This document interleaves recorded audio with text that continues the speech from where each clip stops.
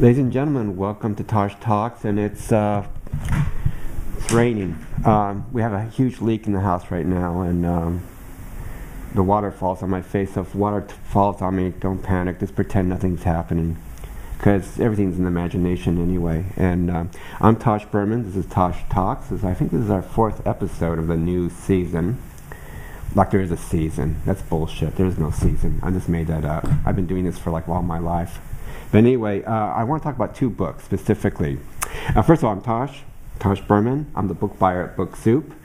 And this book is mega hit at Book Soup. It's David Lynch's Dark Splendor. And Dark Splendor, well, this is sort of the fascinating world of David Lynch. It's pretty much a retrospective of his artwork, his visual work, some of his furniture making. And as you know, David Lynch is, probably most of you think of David Lynch as a filmmaker. And he is a filmmaker, but really he's a total artist. And in a sense, he reminds me of Peter Greenaway, a British filmmaker, who is also very strong in the visual arts. And Lynch has a particular aesthetic, a particular world, and kind of grotesque sometimes, kind of expressionistic. You probably can't see this really well, but I'm going to pretend you can see it. And if you can't see it, just pretend you're seeing it. But Lynch is really a remarkable artist, a great aesthetic, and a man who really defines his world in a perfect sense. Very few artists or filmmakers can do this. David Lynch also does music, which I think is quite great as well.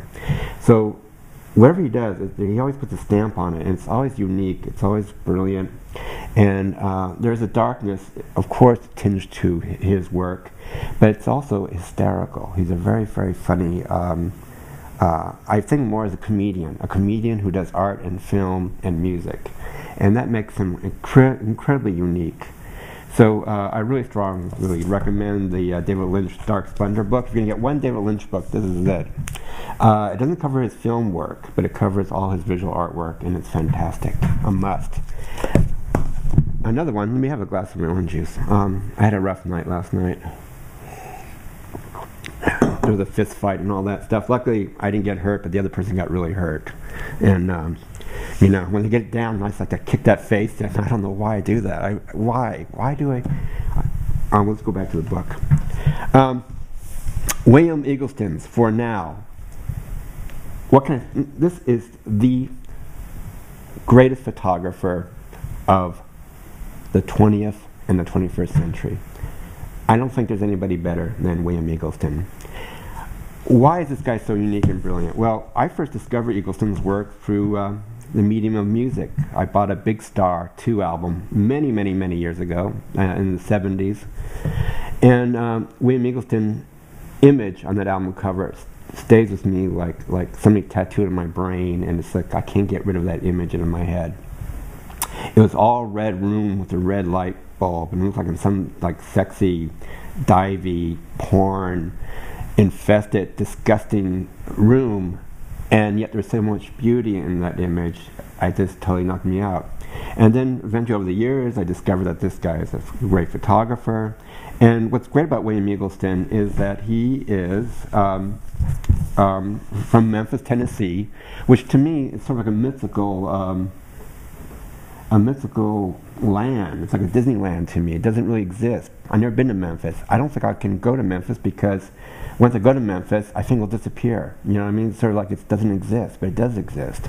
And William Eggleston captures Memphis, Tennessee in a certain way, a certain aesthetic that doesn't seem real to me. It's kind of dreamy, it's kind of dark, it's kind of moody, but kind of funny in a dark way. Sort of like David Lynch in a strange way.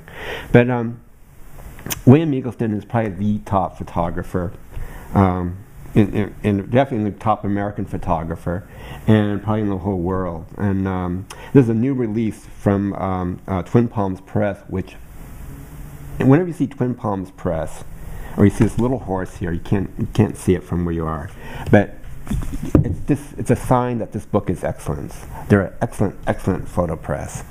And William Eggleston's, most of his books are done through Twin Palms Press. And this book is kind of unique because I think all the other books, William Eggleston himself edits the books and design it. But this time, a gentleman by the name of Almeida, who is a, what's his first name? His first name is, I think it's Michael. Yeah, Michael Almeida.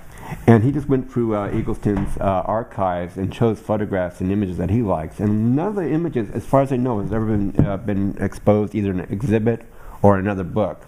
So there's a really, really unique William Eggleston book. And the great thing about William Eggleston is the fact of the use of his color. And like right here, I'm going to show you this. You can't really see it. But it's the reds are the reds. I mean, the reds are so bright, and the blues are this sort of beautiful shade of blue.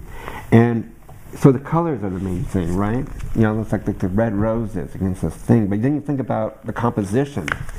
And William Eggleston never, ever sets a photo up. He just basically sees something and he just photographs it. So the first thing that hits you is the actual color, the beautiful sort of the visual. You can just sort of get taste of red. And, you know, you could just lick this photograph and taste all the colors. But then there's this strange composition. You know, like this is like his wife asleep in bed. Here's a TV static here, right here. And then what's kind of great is the closet with a mysterious red light here, you know? And it's not been planned or anything, but it's like there's so many elements that are happening in this one image. And looking at William Eggleston's work, it's just like you're totally drawn into this incredible world. And I just find him really a remarkable artist. And he's also a musician, apparently, a piano player. I never heard his music, but he's just so encrusted in the Memphis aesthetic and life. And we know Memphis from Sun Studios, early Elvis Presley, Keane Records, Stax Records, and then of course Al Chilton and Big Star.